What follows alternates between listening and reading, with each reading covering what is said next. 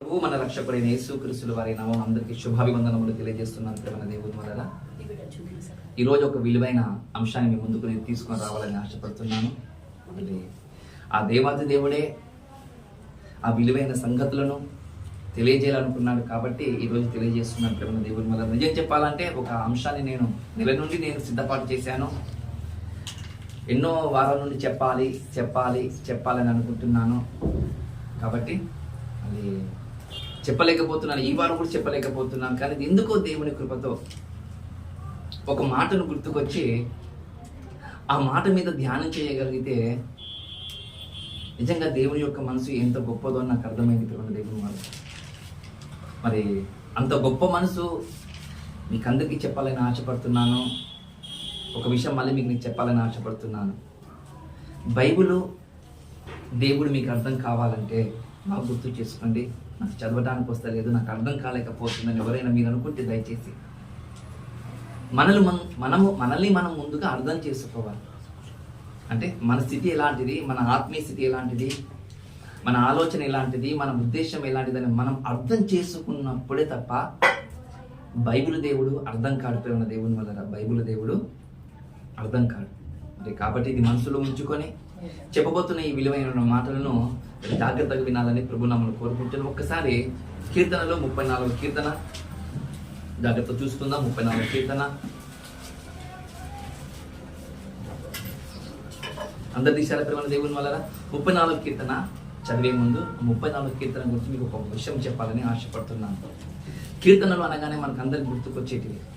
కీర్తనలు అనగా పాటలు పాడటము, కీర్తించటము, గానము చేయటం అని మనకు అందరికి తెలుసు. ఇలాంటి గానంతో చేయగలిగిన పాటలు ఎన్నో పాటలు ఈ కీర్తన గ్రంథములో ఉన్నాయని మీకు తెలుసు. ఈ కీర్తనలో ఎన్ని అధ్యాయాలు ఉన్నాయి అంటే 150 కీర్తనలు ఉన్నాయి. మీరు గుర్తు చేసుకోవాలి ప్రేమ దేవుని వల్ల. మరి ఈ 150 కీర్తనలకు ఆనాడు భక్తులు అనేవారు 5 భాగాలుగా విభజన చేశారు. మీకు చెప్పాను ఇంతకు ముందు, అయినా కూడా మరొకసారి మీకు గుర్తుకు చేయాలని నేను ఆశపడుతున్నాను.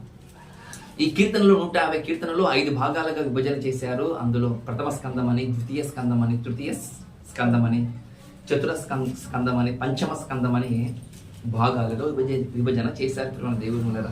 ప్రథమ స్కందం అంటే మొదటి భాగం అని గుర్తు చేసుకోవాలి. మొదటి భాగము. ఈ మొదటి భాగం ఎక్కడి నుండి ఎక్కడి వరకు ముగించబడుతుంది అంటే మొదటి కీర్తనకారు నుండి 41వ కీర్తనకారు వరకు మొదటి భాగము ప్రథమ స్కందము ముగించబడుతుంది.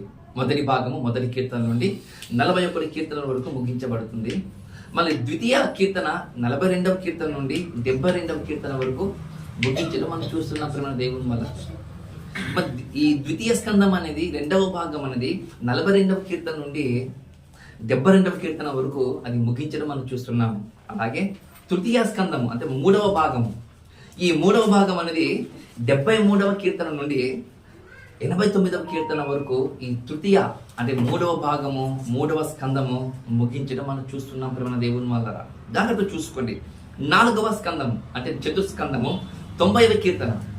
4వ స్కందం ఎక్కడి నుండి ప్రారంభమవుతుందంటే 90వ కీర్తన నుండి ప్రారంభమవుతుంది. ఈ 90వ కీర్తన నుండి 106వ కీర్తన వరకు ముగించడం జరుగుతుంది ప్రేమ దేవుని వల్ల. ఇది 4వ స్కందము 4వ భాగము. మళ్ళీ పంచమ స్కందము అని అంటే ఈ పంచమ స్కందం ఎక్కడి నుండి ప్రారంభమవుతుందంటే కీర్తన 107వ కీర్తన నుండి 150 కీర్తన వరకు ముగించడం మనకు కనబడుతుంది ప్రేమ దేవుని వల్ల.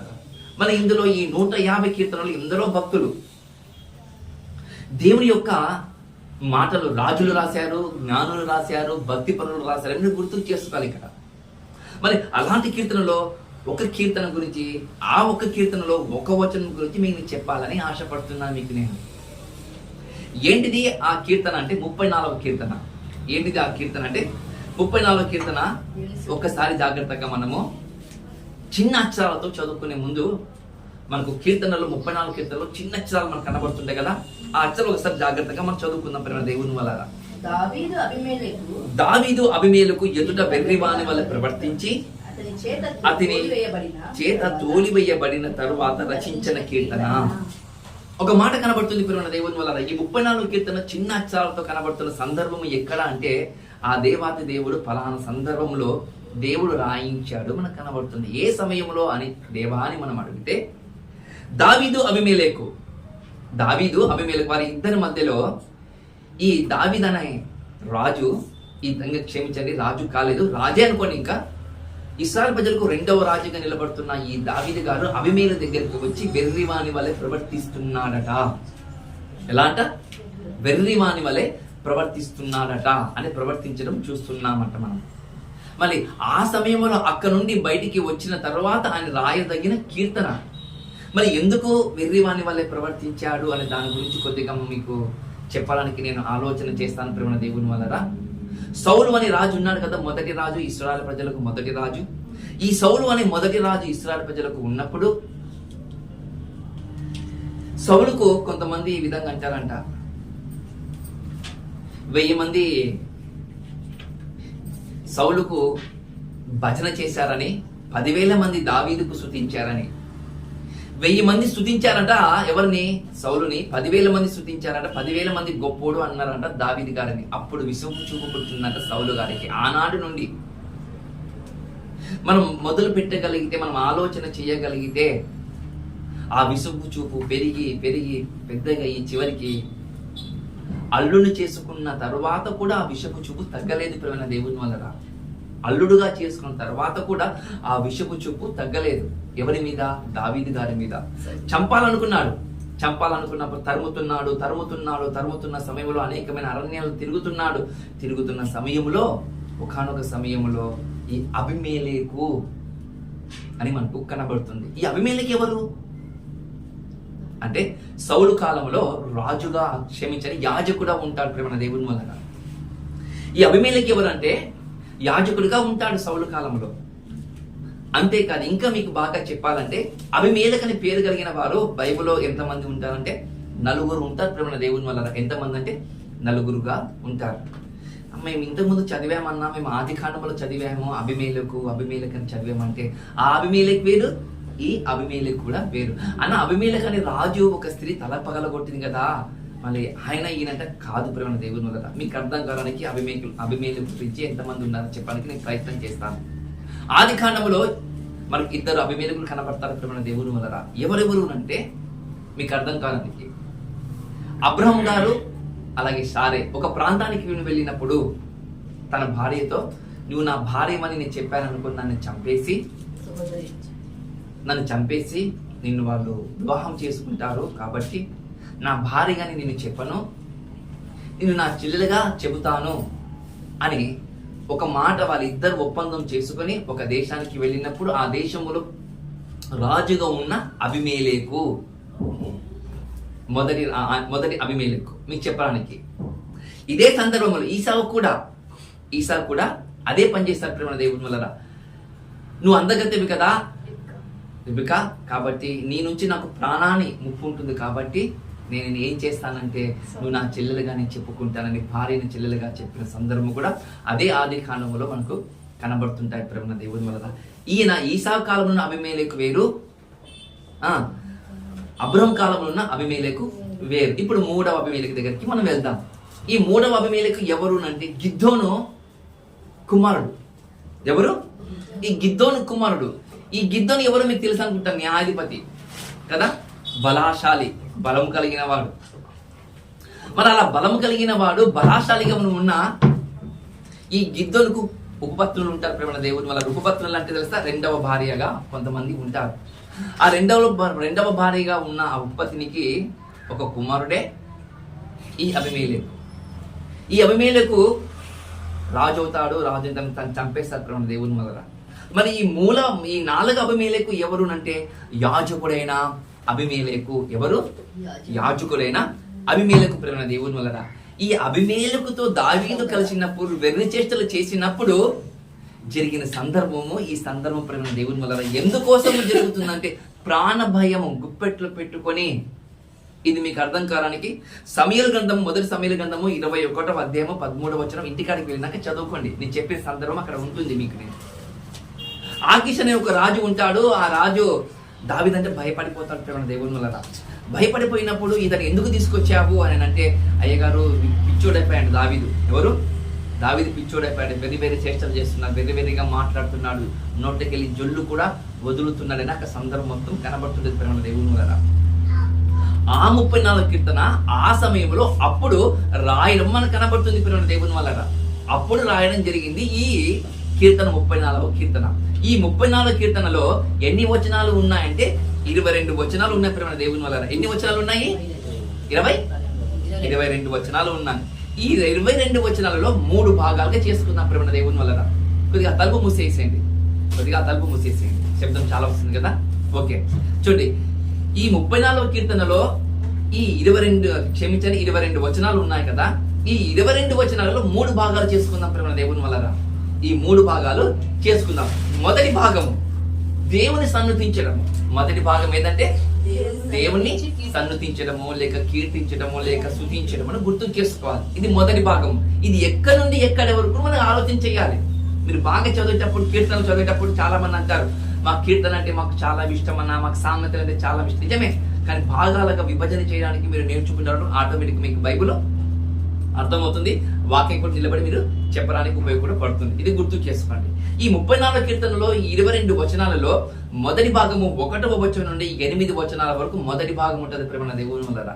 ఆ మొదటి భాగంలో భక్తులు అనేవారు దేవుని స్తుతిస్తూ ఉంటారంట, దేవుని ఆరాధిస్తుంటారంట, దేవుని కీర్తిస్తూ ఉంటారంట ప్రేమ దేవుని వలన. ఇది మొదటి భాగం. ఇది మొదటి భాగం. ఇప్పుడు 2వ భాగం కూడా చెప్తున్నాను. ఎక్కడ నుండి 2వ భాగం నుండి 9వ కీర్తన నుండి 16వ కీర్తన వరకు, క్షమించండి, 9వ వచనాల నుండి 16వ వచనాల వరకు 2వ భాగం. ఈ 2వ భాగం కూడా ఒక పేరు పెట్టుకుందాం మనము. ఈ 2వ భాగాన్ని కూడా ఒక పేరు పెట్టుకుందాం. ఏంటిది ఈ 2వ భాగం అంటే? దేవుని యందు భయభక్తులు కలిగి ఉన్న వారి లక్షణాలు కనబడతాయి ప్రేమ దేవుని వలన. చూడండి ఏం కనబడుతుందంటే, ఈ 9 వచనాల నుండి ఈ 16 వచనాల వరకు మనం బాగా చదివితే, బాగా ఆలోచన చేస్తే మనకేం కనబడుతుంది అంటే, దేవుని యందు భయభక్తులు కలిగిన వారి యొక్క లక్షణాలు కనిపిస్తాయి. ఎక్కడ? ఈ యొక్క 9 నుండి 16 వచనాల లోపల. ఇప్పుడు 17 వచనం నుండి 22 వచనాలు. ఎక్కడ? ఈ 17 వచనం నుండి ఈ 22 వచనాలలో ఏం కనబడుతుందంటే, దేవుడు నీతిమంతుల మొరను ఆలకిస్తాడు అనే ఒక విధానాన్ని కనబడుతుంది ప్రియమైన దేవుని వలన. ఇది 3వ భాగానికి ఒక పేరు. ఏంటిది 3వ దానికి ఒక భాగము అంటే, ఒక పేరు ఏంటిదంటే, దేవుని యందు నీతిమంతులైన వారు, దేవుని దృష్టికి నీతిమంతుల వారి యొక్క మొర దేవుడు వింటాడు, ఆలకిస్తాడు అని గుర్తు చేసుకోవాలి. ఈ 3 భాగాలు మీకు చెప్పాను. ఒకసారి చెప్పండి, కీర్తనలు ఎన్ని భాగాలు ఉన్నాయి? మరొకసారి చెప్తున్నాను, కీర్తనలో ఎన్ని భాగాలు ఉన్నాయి? 5 భాగాలు ఉన్నాయి. మీరు బాగా, నాకు తెలుసు మీరు జ్ఞానవంతులని. ప్రథమ స్కందము, ద్వితీయ స్కందము, తృతీయ సంఘము, చతుర స్కందము, తర్వాత 5వ పంచమ భాగము అని గుర్తు చేసుకోవాలి. 5 భాగం అని కీర్తనలో 5 భాగాలు ఉంటే, ఈ 5 భాగాలలో మనం ఒక కీర్తన మనం ధ్యానం చేస్తున్నాము. ఈ ఒక కీర్తన ఏదంటే 34వ కీర్తన. ఈ 34 కీర్తనలో ఎన్ని వచనాలు ఉంటే 22 వచనాలు ఉన్నాయి. ఈ 22 వచనాలు మనం ఎన్ని భాగాలు చేసుకున్నాము? 3 భాగాలుగా చేసుకున్నాం. ఇప్పుడు రైట్, ఇప్పుడు మొదటి భాగం పేరు చెప్పండి. దేవుని కీర్తించడము, స్తుతించడము. ఎక్కడి నుండి ఎక్కడి వరకు అంటే 1 నుండి 8 వరకు. ఇప్పుడు 2వ దాని పేరు ఏం పేరు? దేవుని యందు భయభక్తులు కలిగి నా వారి యొక్క లక్షణాలు, సుగుణాలు కనబడతాయి. ఇది ఎక్కడి నుండి 9 నుండి 16 వరకు కనబడుతుంటాయి. ఇప్పుడు 3వది ఏం చెప్పాను? 3వ భాగం పేరు దేవుడు నీతిమంతుల మొరను ఆలకించి. ఇది 3వ భాగం. ఇది ఎక్కడి నుండి ఎక్కడి వరకు అంటే 17 నుండి ఈ 22 వచనాల వరకు. ఇప్పటి వరకు ఈ కీర్తనలో మనం విభాగం చేసుకున్నాం ప్రేమ దేవుని వలన. అంటే భాగాలు చేసుకున్నాం, విభజన చేసుకున్నాం. ఇప్పుడు మనం ఏ వచనం నుండి మనం ధ్యానం చేస్తున్నామంటే 3వ భాగం. దేని గురించి? 3వ భాగంలో ఒక వచనం గురించి మనం ధ్యానం చేస్తున్నాం ప్రేమ దేవుని వలన. ఏంటిది ఆ వచనం అంటే? ఒకసారి అందరు బైబిల్ తీయండి. అందరి చేతుల్లో బైబిల్ ఉందా? ఒకవేళ ఉంటే 18వ వచనం ఒకసారి జాగ్రత్తగా అందరూ దయచేసి చదవాలని ప్రభు నామమున కోరుకుంటున్నాను. విరిగిన హృదయము గల వారికి యెహోవా ఆసన్నుడు, నలిగిన మనసు గల వారిని. ఒకసారి అందరు జాగ్రత్తగా, మీరు అందరు బాగా గట్టిగా చదవండి ఒకసారి. విరిగిన హృదయం గల వారికి యెహోవా ఆసన్నుడు, నలిగిన మనసు గల వారికి ఆయన రక్షించును. ఓకే, ఇప్పుడు మనం ఇది మొదలు పెడుతున్నాం ప్రేమ దేవుని వల్ల. ఇప్పటి వరకు కేవలం ఇంట్రడ్యూస్ చేశాను నీకు నేను. బైబిల్ నేర్చుకున్న వాళ్ళు బైబిల్ ఎలా చదవాలి, ఒకటి మనము నిలబడి మాట్లాడేటప్పుడు మనం ఏ విధంగా చెబితే జనాలకు అర్థమవుతుందనే విధంగా మీకు నేను చెప్పడానికి నేను ప్రయత్నం చేశాను. ఓకే, మళ్ళీ ఇప్పుడు మనం ఏం చదువుకుంటున్నామంటే విరిగిన హృదయము గల వారికి యెహోవా ఆసన్నుడు అని మనకు ఒక మాట కనబడుతుంది ప్రేమ దేవుని వల్ల. మళ్ళీ విరిగిన హృదయం అంటే ఏంటి? మనకు విరిగిన హృదయం అంటే ఏంటి? విరిగిన హృదయం అంటే ఒక ఇమేజ్ చూపించడానికి నేను ప్రయత్నం చేస్తాను ప్రేమ దేవుని వల్ల. ఒక ఇమేజ్ చూపించడానికి ప్రయత్నం చేస్తాను. విరిగిన హృదయం అంటే ఇంగ్లీష్ దాన్ని ఏమంటారు సార్? బ్రోకెన్ హార్ట్ అంటారు ప్రేమ దేవుని వల్ల. ఏమంటారు? Broken heart. ఇలా ఉంటుంది. ఇది లోకము, మీకు అర్థంగా చూపిస్తున్నా. ఇది లోకము, ఇది బ్రోకెన్ హార్ట్. ఇది బ్రోకెన్ హార్ట్ ప్రేమ దేవుని వల్ల. ఇది విరిగిన హృదయము అని ఎవరికైనా సరే కొద్దిగా చదువుకున్న వాళ్ళకు చదువుకున్న వాళ్ళకి త్వరగా అర్థమవుతుంది ఈ బ్రోకెన్ హార్ట్ గురించి. మళ్ళీ ఈ బ్రోకెన్ హార్ట్ గురించి ఈ ప్రపంచం ఏమంటుందంటే ఒక మాట అంటుంది ప్రేమ దేవుని వల్ల. విరిగిన హృదయము, నలిగిన హృదయము అని ఎవరిని అంటారంటే మానసిక క్షోభ అనుభవించిన వాళ్ళు. బాగా గుర్తుపెట్టుకోండి, మానసిక క్షోభ అనుభవించిన వాళ్ళు, మానసికంగా ఒత్తిడయ్యి మానసికంగా ఏది సరిగ్గా ఆలోచన చేయలేక సతమతమైపోతున్న వారి హృదయం ఎలా ఉంటుందంటే ఇలా ఉంటుంది. విరిగిన హృదయము, నలిగిన హృదయము, గాయపడిన హృదయం అలా ఉంటుందంటే ప్రేమ దేవుని వల్ల. ఇది ఎలా అర్థం చేసుకోవాలి అని ఒకవేళ మీరు ఆలోచన చేస్తే చక్కగా ఒక ఎగ్జాంపుల్ మీకు చెప్తాను. ఒక్కొక్కసారి మనం ఏం చేస్తుంటామంటే కుటుంబ సమస్యలు కావచ్చు, భార్య భర్తల సమస్యలు కూడా కావచ్చు, ఆర్థిక ఇబ్బందులు కూడా కావచ్చు. మనం దీర్ఘంగా ఆలోచన చేయడం మొదలు పెట్టామనుకోండి, ఎవరు వచ్చారో, ఎవరు మాట్లాడారో, ఎవరు పిలిచినా మనం కూడా ఆ యొక్క ఉద్దేశంలో, ఆ యొక్క ఆలోచనలో మనం ఉండం. చూడండి, మన ఒకటే ఆలోచన మనకు కనబడుతుంది. ఒకటే ఆలోచన ఏంటి ఇలా అయిపోయింది, మన కుటుంబం ఇలా అయిపోయింది, ఆర్థిక ఇబ్బందులతో సతమతం అయిపోతుంది ఏంటి, మన ఆత్మీయంగా ఎందుకు ఎదగలేకపోతున్నామని మనం ఆలోచన చేస్తాం. బయట పక్క వాళ్ళు ఎందుకు ఇంకా పాపకు సంబంధం కుదరలేదు, బాబుకు ఎందుకు కుదరటం లేదు, ఎందుకు ఉద్యోగం రాలేకపోతుంది, ఎందుకు మనం ఇలా నలిగిపోతున్నాము, ఎందుకు వీరు తాగుడుకు బానిసైపోయారని తల్లిదండ్రులైన వారు ఆ డిప్రెషన్కు వెళ్ళిన తర్వాత వాళ్ళకి ఏం చెప్పినా కూడా ఆ మాటలు అర్థం కాదు. మానసిక ఒత్తిడి వలన వారికి ఎలాంటి అర్థం కాదని గుర్తు చేసుకొని దేవుని మరి దానికి అలాంటప్పుడు ఏం చేస్తారంటే మానసిక ఒత్తిడికి గురైన వాళ్ళు అప్పుడు ఏం చేస్తారు తెలుసా? ఈ లోకం చేస్తారు తెలుసా? ఒక సైకలాజికల్ డాక్టర్ దగ్గరికి తీసుకొని వెళ్తారు. చూడండి, ఎవరి దగ్గరికి? ఒక సైకలాజికల్ డాక్టర్ దగ్గరికి తీసుకొని వెళ్తారు. ఆ సైకలాజికల్ డాక్టర్ దగ్గరికి తీసుకుని నేను వెళ్ళినప్పుడు ఏం జరుగుతుందో తెలుసా? అతని యొక్క పరిస్థితులు చూసి ఆలోచన చేసి ఆ యొక్క ఒత్తిడుల నుండి బయటికి రావడానికి కొన్ని మెడిసిన్స్ ఇస్తారు ప్రేమ దేవుని వల్ల. అది లోకము. ఇక్కడ బైబిల్ దగ్గరికి మనం వస్తే విరిగిన హృదయము అంటే ఏంటి? లోకం గురించి మనం ఆలోచన చేశాం. ఒక డాక్టర్ దగ్గరికి వెళ్ళి మెడిసిన్ తీసుకొని మానసిక ఒత్తిడి నుండి బయటికి రావడం ఓకే, మంచిది. మళ్ళీ విరిగిపోయిన మన హృదయాలకు అంటు కట్టడం ఎలా? విరిగిపోయిన హృదయాలకు దేవునికి దగ్గర కావడం ఎలా అని దాని గురించి ఒక మాట మీకు చదివాను ప్రేమ దేవుని వల్ల. చదివించాను. ఏమని చదివించంటే విరిగిన హృదయము గల వారికి యెహోవా ఆసన్నుడు, నలిగిన హృదయము గల వారికి ఆయన రక్షించును అని కనబడుతుంది. ఇంతకు విరిగిన హృదయం అంటే ఏంటిది? ఆ పోయిన హృదయం అంటే మీకు అర్థంగా చెప్తున్నా. మనకు దేవునికి వ్యతిరేకంగా ఏదైనా క్రియలు చేసామనుకోండి ప్రేమ దేవుని వల్ల, బాగా గుర్తుపెట్టుకోండి, ఇది చివరి రోజు. ఈ 2023 సంవత్సరంలో 12వ నెలలో ఇది చివరి దినం. ఈ చివరి దినంలో మనం ఎన్నోసార్లు తప్పిపోయింటాం, చెప్పాను కదా ముందుగానే. ఎన్నోసార్లు తప్పిపోయింటాము, ఎన్నోసార్లు మన దేవునికి వ్యతిరేకంగా కూడా ఆలోచన చేసింటాం. అలాంటి మనమందరము, ఇందులో మీరు కావచ్చు, నేను కావచ్చు, ఎవరైనా కావచ్చు, బైబిల్ పట్టుకున్న ప్రతి ఒక్కరు కావచ్చు, విరిగిపోయిన హృదయము దగ్గరికి మనమందరము ఆయన పాదాల దగ్గరికి రావాల్సిందే. మరి అలా వచ్చిన వారు బైబిల్లో ఎవరైనా ఉన్నారా?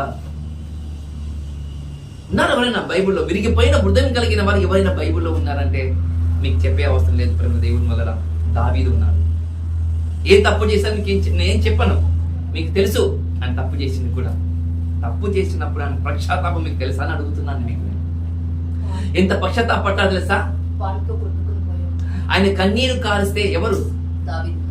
దావీదు గారు ఒక్క తప్పు చేశాడు. ఎన్ని తప్పులు చేశాడు దావీదు తన జీవితంలో? ఒక తప్పునా ఇంకెన్ని తప్పులు చేశాడు? ఒకటే ఒకటి కదా. తన జీవితాంతంలో ఒకే ఒక్క తప్పు చేశాడు. ఆ ఒక్క తప్పుకి ఎంత పశ్చాత్తాప పడ్డాడో తెలుసా?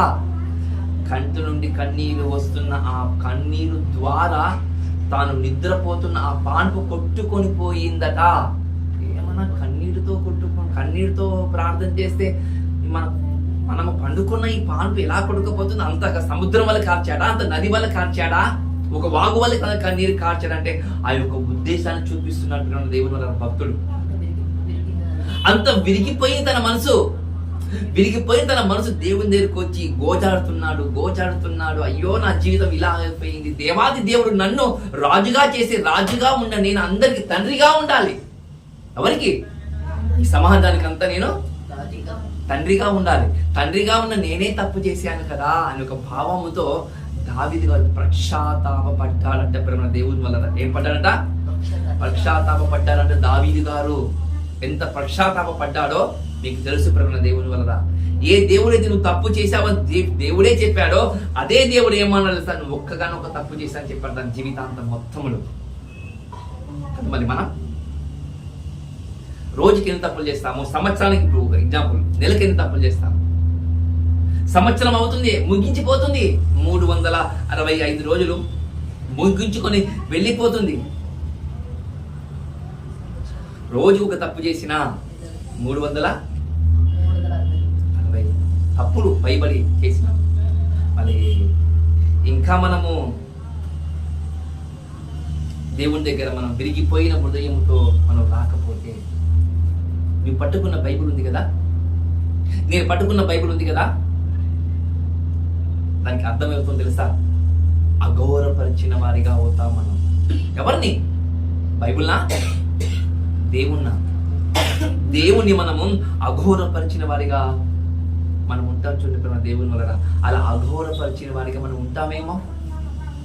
చేసిన తప్పు మన కళ్ళ ఎదురు కనబడుతున్నా కూడా, చేసిన తప్పులు మన కళ్ళ ఎదురు తిరుగుతున్నా కూడా, ఆలోచన వస్తున్నా కూడా, నువ్వు మారురా అని ప్రతిరోజు దేవుడు మనకు ఆయుష్ను ఆరోగ్యమును ఇస్తున్నా కూడా మనకు ఇంకా మనము విరిగిపోయిన హృదయముతో లేకపోతే దేవుడు మనకి ఏం చేస్తాడో మీకు అందరికి తెలుసు. ఎక్కువ చెప్పండి, మీకు అర్థం చేసుకుని చాలు.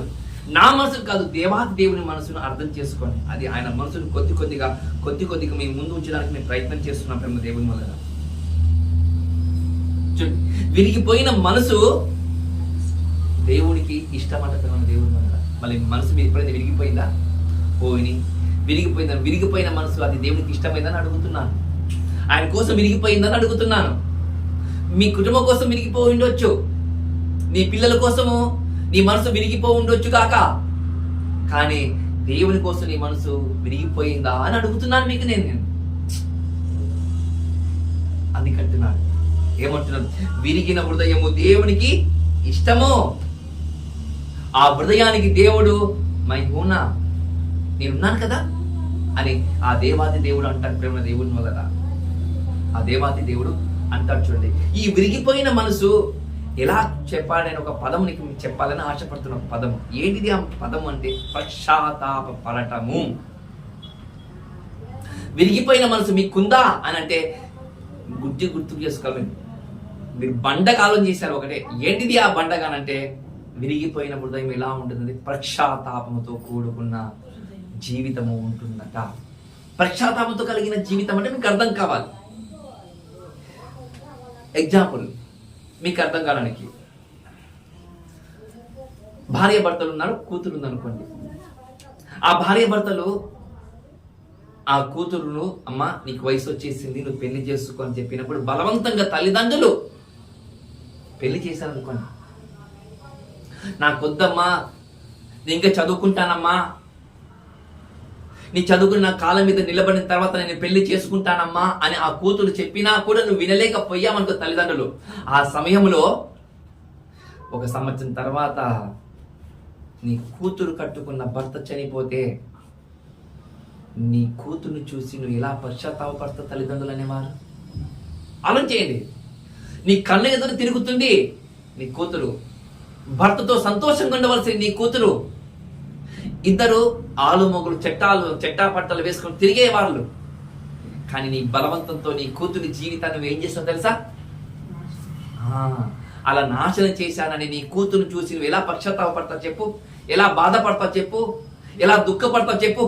ఆ దుఃఖము, ఆ పశ్చాత్తాపము, నీ కూతురు బతికున్నంత వరకు నువ్వు పశ్చాత్తాపడతావు కదా కదా. నీవు చనిపోయేంత వరకు నీవు విరిగిన హృదయముతోనే ఉండు, పశ్చాత్తాపడుతూనే ఉండు. దేవుడు నా పాపములు క్షమిస్తాడా లేదా, క్షమిస్తాడా లేదా, క్షమిస్తాడా లేదా అని అనుదినము దినదినము ఎలా అనిస్తా? పశ్చాత్తాపంతో ఉన్న జీవితం కావాలి ప్రేమ దేవుడు. ఎలా కావాలంట? పశ్చాత్తాపముతో కలిగిన జీవితం కావాలంట మనకు. అందుకే దేవుతాడు ఏమంటారు తెలుసా? విరిగిన హృదయము దేవునికి ఇష్టము, నలిగిపోయిన జీవితాలు ఆయన రక్షిస్తాడు. అలాంటి జీవితాలకు నేనున్నా అంటదని దేవుడు అంటాడు ప్రేమ దేవుడు. అలాంటి పశ్చాత్తాపం ఒకవేళ మనకు లేకపోతే మనం ఏం చేయాలో తెలుసా? ఇప్పుడు పశ్చాత్తాపడే అవసరం చాలా చాలా చాలా చాలా ఉంది ప్రేమ దేవుని వల్ల, చాలా ఉంది. ఇది మొదటి భాగము. ఇందులోనే మరొక విషయం చెప్పడానికి నేను ప్రయత్నం చేస్తాను. ఈ కీర్తన 34 కీర్తనలో ఈ 3వ భాగముగా 18వ వచనం చదువుకున్నాం కదా. ఒకటి మనం ఏమని చదువుకుంటే నలిగిన హృదయానికి దేవునికి ఇష్టమని చదివాం కదా మనము. అలా మానసిక శోభ కలిగిన వారికి అని మనం చెప్పాం కదా మనము. ఇప్పుడు ఇందులోనే మరొక విషయం కూడా మీకు చెప్పడానికి నేను ప్రయత్నం చేస్తాను ప్రేమ దేవుని వల్ల. ఇందులో కూడా మరొక విషయం కూడా మీకు చెప్పడానికి నేను ప్రయత్నం చేస్తాను. మొదటి మనం చూసాము, ఇప్పుడు రెండోది చెప్తున్నాను. వినయపు మనసు కలిగిన వారు ఉండాలంట, వినయముతో కూడుకున్న జీవితం ఉండాలంట ప్రేమ దేవుని వల్ల. ఎలా ఉండాలంట? వినయంతో కూడుకున్న జీవితం కావాలంట.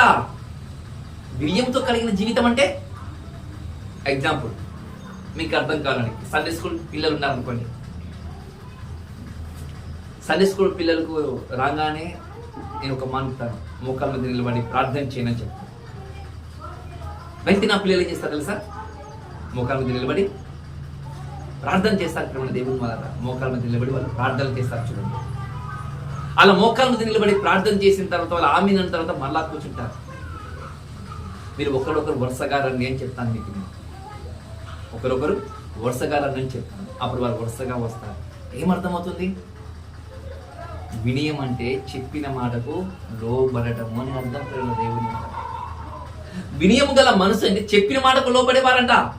వినయము గలవారు, దీనే విధేయత అని కూడా చెప్పొచ్చు ప్రేమ దేవుని వల్ల. విధేయత అని చాలా పెద్ద మాట, అది ఉన్నతమైన మాట. విధేయత అనే దాని గురించి ఒకరోజు మీకు చెప్పాను మీ ఇంట్లో, విధేయత అనే దాని గురించి. ఇక్కడ వినయం అనేది గౌరవించారు, మాటను గౌరవించే విధంగా ఉండాలంటే ప్రేమ దేవుని వల్ల. ఇది మీకు అర్థం కావడానికి ఎగ్జాంపుల్, మీకు అర్థం కావడానికి ఒక మాట మీకు చెప్పడానికి నేను ప్రయత్నం చేస్తాను. యేసుక్రీస్తుల వారు ఆయన దగ్గరికి ఒక స్త్రీని తీసుకొచ్చారంట ప్రేమ దేవుని వలన. ఒక స్త్రీని తీసుకొచ్చారంట. తీసుకొచ్చి, అయ్యా ధర్మశాస్త్రం ప్రకారంగా ఈ తల్లి తప్పు చేస్తుంటే మేము ఏం చేసాం తెలుసా? రాళ్ళతో కొట్టడానికి మేము సిద్ధమవుతున్నాము. మళ్ళీ నువ్వు ఏం చెప్తావు ఒకసారి ఆ తల్లిని గురించి తీర్పు చెప్తే మేము ఆ పని చేస్తామని చెప్పారంట ప్రేమ దేవుని వలన. చూడండి, అలా చేసినప్పుడు తప్పు చేసిన ఎవరిని? ఆ తల్లిని మాత్రమే తీసుకొస్తున్నారు, కానీ తప్పు చేసిన వాడిని మాత్రము తీసుకొని రావటం లేదు. అందులో వాడు కూడా ఉన్నాడేమో. ఎవడు? తప్పు చేశాడని చెబుతున్న వారి గుంపులో, వారి జాబితాలలో వాడు కూడా ఉన్నాడేమో. వారి దగ్గర బంధువే కావచ్చు, వారి స్నేహితుడే కావచ్చు, ఎవరైనా కావచ్చు ప్రేమ దేవుని వల్ల, ఎవరైనా కావచ్చు. చూడండి, మళ్ళీ అలాంటి సమయంలో యేసు ప్రభుల వారు ఆ తల్లిని చూసి కిందికి వంగి నేల మీద ఏదో రాశాడట. అలా రాసిన తర్వాత చాలా మంది ఒక మాట అన్నట్టు మన దేవుని వల్ల, నేల మీద రాయి ఒక మాట, మీలో పాపము చేయని వాడు ఆమె మీద రాయి వేయము. ఏమన్నాడంట? మీలో పాపం చేయని వాడు రాయి వేయమన్నాడు. నిజమే అన్నాడు. వేశారా? వెయ్యలేదు. నేను అది కాదు చెప్పేది, రెండోది గురించి చెప్తున్నాను. ఒక మాట, అమ్మా ఇంకొకసారి తప్పు చెయ్యొద్దు అన్న తర్వాత మళ్ళీ తన జీవితంలో ఎప్పుడైనా తప్పు చేసిందని అడుగుతున్నాను నేను. జీవితంలో తప్పు చేయలేదు దేవుని వల్ల. ఇక్కడ ఒక మాట మీకు చెప్పడానికి నేను ప్రయత్నం చేయాలని ఆశపడుతున్నాను. ఏంటిది ఆ మాట అంటే, మాటకు గౌరవం ఇచ్చిందా, విధేయతకు లోబడిందా? రెండు చేసిందా తల్లి. మాట చెవులో పెట్టుకున్నది తప్పు. ఆ మాట వచ్చిన మన సామాన్యమైన మాట కాదు. ఆ మాట లోక రక్షకుడు మాట్లాడుతున్న మాట. ఆ తల్లికి అప్పుడు తెలియకపోవచ్చు ఏమో కదా, తెలియకపోవచ్చేమో అప్పుడు. ఇప్పుడు లోక రక్షకుడు మనకు తెలుసా తెలియదా? తెలుసా? నిత్య జీవానికి తీసుకుని వెళ్ళేవాడని తెలుసా తెలియదా? ఆయన తెలుసా? నిత్యాగ్నులు కూడా వేస్తారని కూడా తెలుసా తెలియదు మనకు? తెలుసు కదా. ఆయన చెప్తున్నాడు ఇంకొకసారి తప్పు చెయ్యొద్దు అని. ఇంకొకసారి తప్పు చెయ్యొద్దు అంటున్నాను. ఆ తల్లికి తెలియకపోవచ్చు కానీ మనకు తెలుసు. కానీ ఆ దేవుడు తెలిసినా కూడా మనం మళ్ళా నానా నువ్వు తప్పు చేసావని నాకు తెలుసు, కాబట్టి నేను ఒకటే ఒకటి కోరుకుంటున్నాను, నా మాటకు విలువని వినయముతో ఉండు అని చెప్పడం మనం చూసాం దేవుని దగ్గర. ఇంకా మీకు బాగా అర్థం కావడానికి, ఇశ్రాయేలు ప్రజలలో అలా ఐగుప్తు నుండి వచ్చుతున్న సమయంలో ఒక తల్లి మారిందంట. రహాబు అనే ఒక స్త్రీ మారింది కదా. మారిందా? మళ్ళీ ఆమె కూడా ఏం చేసేది? ఆమె ఏం చేసేది? తన శరీరాన్ని అమ్ముకునేది కదా. అలా అమ్ముకొని ఉంటున్న తన జీవితానికి ఎప్పుడైతే ఆ దేవాది దేవుని గురించి తెలుసుకున్నదో, ఆ వేగుల వారి వచ్చిన సమాచారం తెలుసుకొని ఈ దేశము ఇంకా వారి సొంతం అయిపోతుంది కాబట్టి ఖచ్చితంగా లోబడాల్సిందే అని ఆ రహాబు అనే స్త్రీ దేవుని మాటకు వినయం చూపించింది, విధేయత చూపించింది, గౌరవం ఇచ్చింది. ప్రేమ దేవుని వల్ల మళ్ళా తప్పు తన జీవితంలో చేయలేదు. కానీ నిజంగా చెప్పాలంటే ఒక మాట చెప్పాలన్నా, ఆమె గర్భవాసం నుండి యేసుక్రీస్తు వారు వచ్చారని గుర్తు చేసుకోండి. ఏంటండి అంటే వినయంతో కూడుకున్న వారి యొక్క గర్భవాసం నుండి యేసుక్రీస్తు వారు వస్తున్నాడు అంటే, ఇప్పుడు వినయం కలిగిన వారిలో నుండి మనము బ్రతికితే మనలో నుండి ఎవరు వస్తారు? యేసు పుట్టాడు మన గర్భము నుండి, భార్య భర్తలు కావచ్చు పుట్టాడు, కానీ ఆయన సుగుణం అనేది పుడుతుంది, ఆయన లక్షణం అనేది పుడుతుంది. ప్రేమ దేవుని వల్ల అది ప్రేమ దేవుని యొక్క మనసు. వినయం అంటే అంత వినయంతో కూడుకున్న జీవితము కావాలి అంటారు ప్రేమ దేవుని వల్ల. మొదటి చూసాం విరిగిన హృదయము దేవుడు లక్ష్య పెట్టాలి చూసాం కదా, నిజం. అది మొదటిదైతే. రెండవది అదే భాగంలో రెండవది కూడా మనం చూసాం. అది ఎంత విరిగిన హృదయం ఉందో ఆ హృదయానికి నువ్వు విధేయత చూపించు, వినయం చూపించు, అని దగ్గర అవుతావు, ఆయనకు నువ్వు దగ్గర అవుతావు అనే మాట మనకు చెబుతాం చూస్తున్నాం ప్రేమ దేవుని మాట. మూడో చూద్దాం ప్రేమ దేవుని వల్ల. మూడవ భాగం కూడా చూద్దాం. దేవుని వైపు తిరగాలంట. మూడవ భాగం ఎవరి వైపు అంట? నీ మూడవ భాగంలో ఒక మాట మనం విన్నాం కదా, నువ్వు దేవుని యొక్క మొర ఆయన వినాలంటే, ఆయన లక్ష్య పెట్టాలంటే, నలిగిన హృదయము ఆయన నిన్ను చూసి లక్ష్య పెట్టాలంటే, ఆయన రక్షించాలంటే నువ్వు ఆయన వైపు తిరగాలంటే ప్రేమ దేవుని వల్ల. ఎవరి వైపు అంట? దేవుని వైపు తిరగాలంటే ప్రేమ దేవుని వల్ల. దేవుని వైపు తిరగడం అంటే చర్చికి రావడమా? తిరగడం అంటే ఏం చెప్పండి? తిరగడం అంటే ఏంటి? మీకు ఎగ్జాంపుల్ చెప్తున్నాను. భూమి తన చుట్టూ తాను తిరుగుతుంది, అవునా? అవును, మీరు అవునన్నా కాదన్నా తిరుగుతుంది భూమి. సూర్యుడు కూడా తిరుగుతున్నాడా లేదా? క్షమించండి, తిరుగుతున్నాడు ఆయన కూడా కదా. ఉదయము అస్తమయము అవుతుంది. భూమి ద్వారా మనకు వెలుగు, సూర్యుడి నుండి వెలుగు వస్తుంది, అలాగే చంద్రుడి నుండి వెలుగు వస్తుంది, రాత్రి కూడా మీరు తెలుసుకోవాలి. తిరగడం, భూమి తిరుగుతుంది కదా. చర్చి కారు ఉన్నప్పుడు ఒకలాగా, బయటికి పోయిన ఒకలాగా వెలుగు వస్తుంది కదన్నా, వెలుగు వస్తుంది కదా. ఇప్పుడు పగలుంది, రాత్రి సాయంకాలం రావగానే రాత్రి అవుతుంది. అది మనసులో పెట్టుకోద్దండి. తిరగడం అంటే అది కాదు. తిరగడము అంటే ఏంటో తెలుసా? ఎగ్జాంపుల్ మీకు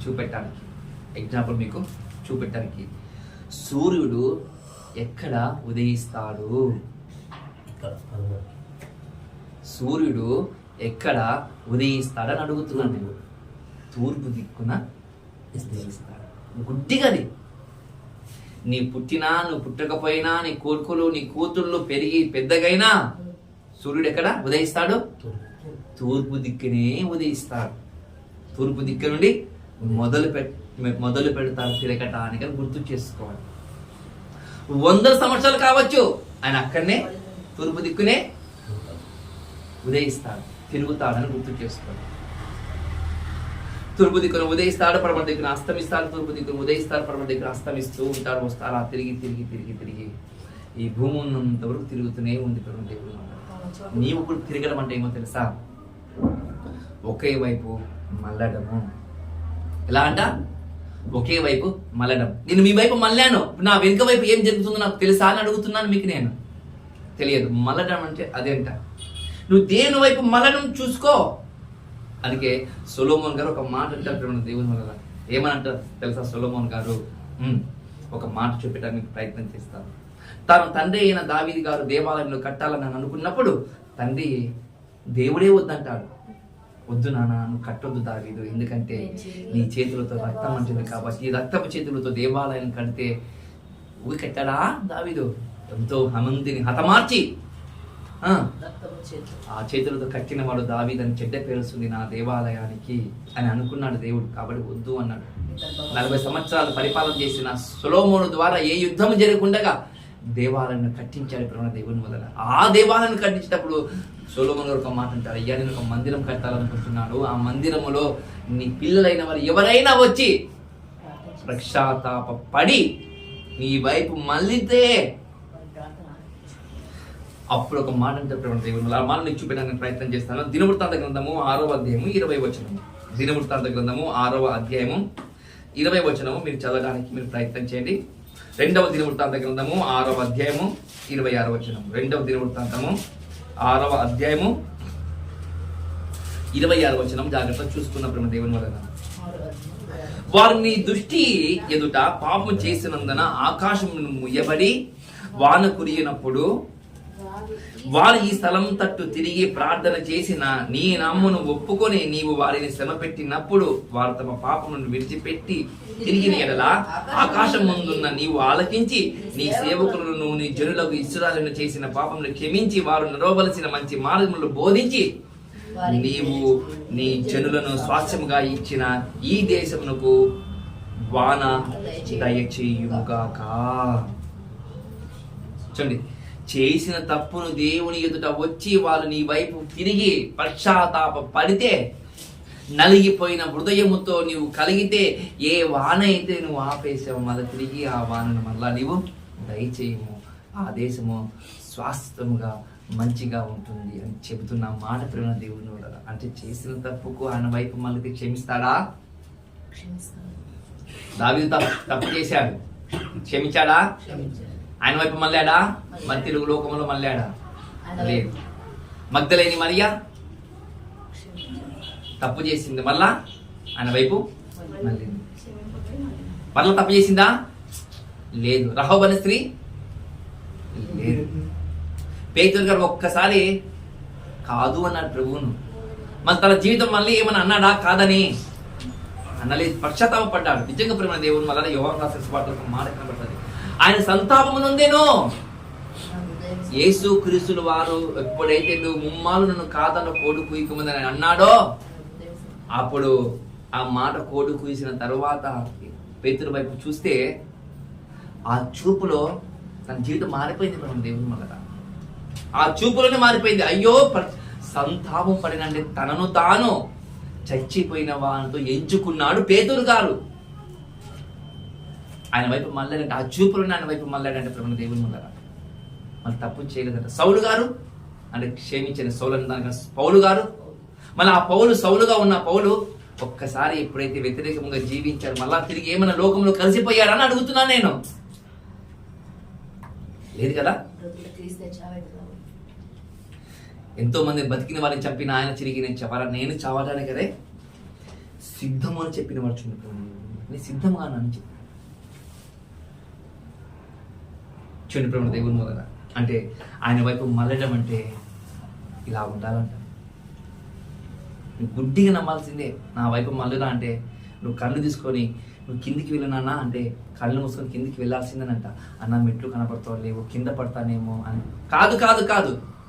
దేవుడు చెప్పాడంటే గుడ్డిగా కళ్ళు మూసుకొని దుంకునానా నీకు నేను తోడుగా ఉన్నాను సార్ దుంకేయాలంట అంతే. మనము ఎందుకు దేనికి అవసరమా దుక్కడానికి మేము కిందికి వెళ్ళి నడుచుకొని పోతాం కదా, అది మనిషి ఆలోచన. దేవుని ఆలోచన బండగా నమ్మడమే. గుడ్డిగా నమ్ముతున్నాయంట. ఈ దూతలు నమ్ముతున్నాయా లేవా చెప్పండి దేవుని వల్ల. దూతలు గుడ్డిగా నమ్మడం లేదా? దూతలు గొప్పనా మనం గొప్పనా? అది మనం నమ్మాలా వద్దా? ఎట్లా నమ్మాలంటే చెప్తున్న ప్రేమ దేవుని వల్ల ఇలా నమ్ము, నా వైపు తిరిగి నువ్వు నమ్ము అని చెప్తున్న మాట మనం చూస్తున్న ప్రేమ దేవుని వల్ల. ఒక మాట చూపెట్టడానికి ప్రయత్నం చేస్తాం. యోబు గ్రంథము 22వ అధ్యాయము 23 వచనం ప్రేమ దేవుని వల్ల. యోబు గ్రంథము 22వ అధ్యాయము 23 వచనం. 22వ అధ్యాయము 23వ వచనం. సర్వశక్తుని వైపు నీవు తిరిగిన ఎడలా నీ గుడారములో నుండి దుర్మార్గమును దూరముగా తొలగించిన ఎడలా నీవు అభివృద్ధి పొందెదవు. ఏంటంటే ఏమో అంటున్నారు కదా, ఒకసారి మీకు అర్థంగా చెప్తాను. సర్వశక్తిని వైపు నువ్వు మళ్ళిన ఎడలా పూర్ణ హృదయముతో, పూర్ణాత్మతో, పూర్ణ మనసుతో, పూర్ణ వివేకముతో నువ్వు ఆయన వైపు మళ్ళిన ఎడలా, చూడండి నువ్వు ఆయన వైపు మళ్ళినలా నీ గుడారం అంటే ఇల్లు అనుకోవచ్చు అండి, అనుకోవచ్చు. మనం యోచిస్తున్న ఇది కూడా గుడారం అనుకోవచ్చు. కానీ గుడారం అంటే మీద ఒక ప్రత్యేకమైనది ఉంది, ఒకటి ఉంది. ఏంటిది ఆ గుడారం అంటే? దేహము, మన శరీరము. ఈ శరీరం నుండి నువ్వు దుర్మార్గతను తొలగించిన ఎడలా ఏం చేయాలంట? ఈ గుడారం నుండి నువ్వు దుర్మార్గం దూరం చేసుకో. అంటే ఈ గుడారం నుండి దుర్మార్గం ఉందా ఈ శరీరంలో? ఉంది.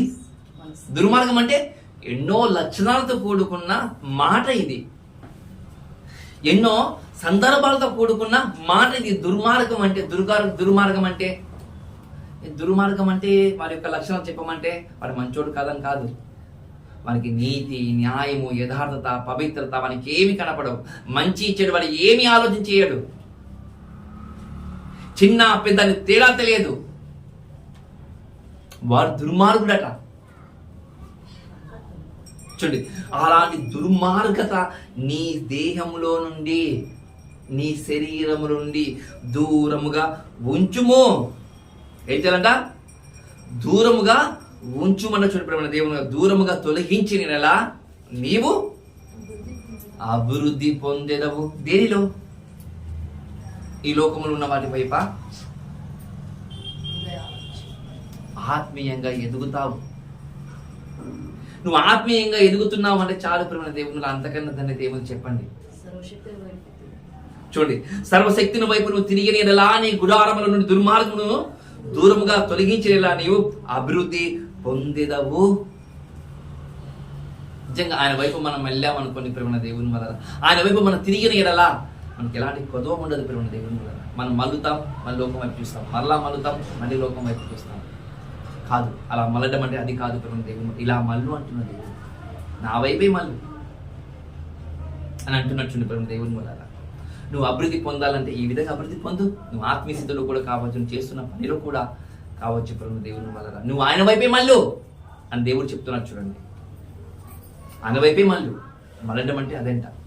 చాలా మంది ఇశ్రాయేలు ప్రజలు తిరుగుబాటు చేశారంట. చాలా మంది ఇశ్రాయేలు ప్రజలు తిరుగుబాటు చేశారు. ఎలా చేశారు మీకు తెలుసు అనుకుంటాను నేను. కష్టం వచ్చినప్పుడు దేవుడా అన్నాడు. కష్టం తిరిగిన తర్వాత మళ్ళీ విగ్రహాల వైపు మళ్ళారు, మళ్ళీ బలుల వైపు మళ్ళారు, మళ్ళీ లోకం వైపు మళ్ళారు. మళ్ళా కష్టం వచ్చిన తర్వాత మళ్ళా దేవుడు అని తిరిగాను. అది కాదు తిరగడం అంటే.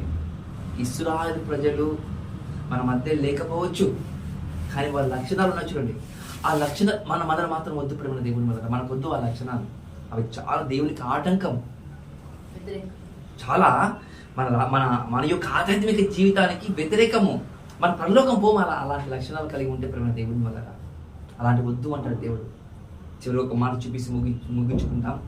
యెషయా గ్రంథము 55వ అధ్యాయము 7వ వచనం. యెషయా గ్రంథము 55వ అధ్యాయము 7వ వచనం. యెషయా గ్రంథము 55వ అధ్యాయము 7వ వచనం ప్రేమ దేవుని వల్ల. భక్తిహీనులు తమ మార్గమును విడవవలెనని. చూడండి ఏమంటున్నాడు, 55వ అధ్యాయము 7వ వచనం. భక్తిహీనులు తమ మార్గము విడవవలెనని, దుష్టులు తమ తలంపులను మానవలెను, వారు యెహోవా వైపు తిరిగిన యెడల ఆయన వారి యందు జాలిపడును, వారు మన దేవుని వైపు తిరిగిన యెడల ఎలా బహుగా అంటే ఇంతనా 365 రోజులు చేసిన తప్పులను నువ్వు మనసు పోటుకు నువ్వు మళ్ళా అనుకో, ఆయన బహుగా క్షమించగల దేవుడు అంటున్నట్టు. దేవుడు మళ్తావా? మళ్ళేటట్లుగా మాట్లాడి ముందుకు నడిపిస్తావా? చూడు ప్రేమ దేవుడు కదా, ఆయన వైపు నీవు మళ్ళీ ఆయన బహుగా క్షమించగల దేవుడు అంటున్నాడు మనల్ని. ఇది ఈ నూతన ఈ 2023వ సంవత్సరములో ఈ చివరి నెలలో ఈ చివరి వారంలో ఈ చివరి మాట. రేపే కొత్త సంవత్సరం. మళ్ళా కొత్త సంవత్సరం నువ్వు ఎలా ఉంటావు ఆలోచన చేసుకో. దేవుడు అంటున్నాడు, నువ్వు నా వైపు మళ్ళతావా అంటున్నాడు. మొదటి నుండి మనం లెక్క పడితే విరిగిన హృదయానికి దేవుడు ఆసనుడు అన్నాడు. ఎలా ఉండదు పశ్చాత్తాపడమన్నాడు. రెండోది బిర్యముతో కూడుకున్న మనసు అన్నాడు.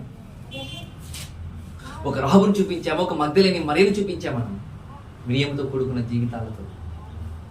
ఇక్కడ నువ్వు తిరిగితే నేను బహుగా ఆశీర్దిస్తాను, రక్షిస్తాను, నేను క్షమిస్తాను అంటున్నటువంటి దేవుని మళ్ళీ ఆయన వైపు బలటానికి మనమందరం సిద్ధం కావాలని ప్రభునామని కోరుకుంటూ ఈ కొద్ది మాటలు ముగిస్తున్నాం. తలలో ఉంచుకుంటూ మనం ప్రార్థన చేసుకుందాం. అతి మిక్కిలిగా మమ్మల్ని ప్రేమించిన పరలోకంలో ఉన్న మా తండ్రి మీకు స్తోత్రములు. ఇప్పటి వరకు ఓపికతో మీ పిల్లలు మీ విలువైన సంగతులు విన్నారు. మళ్ళీ అట్టి మాటలు చెప్పడానికి బలహీనమైన నన్ను ఒక చిన్న పాత్రగా మీరు మలుచుకున్నందుకు మా హృదయపూర్వకంగా తండ్రి మీకు స్తుతులు చెల్లిస్తున్నాం. ఏవా మళ్ళీ మా సంఘానికి మరొకసారి మేలుకరమైన మాటలు మీరు మాట్లాడిన గుర్తు చేసుకుని ప్రతి ఒక్కరు ఆధ్యాత్మిక దశలో మీ వైపు తిరిగిన ఎలా తండ్రి మీరు సంతోషిస్తారని మాకు నమ్ముతున్నాం. మళ్ళీ ఆ విధంగా నడిచేటట్టు కృప చూపించండి. మా ప్రభువు మా రక్షకుడైన యేసుక్రీస్తు వారి నామమున ఈ ప్రార్థన అడిగి సమర్పిస్తున్నాను. పరలోకములో ఉన్న మా కన్న తండ్రి.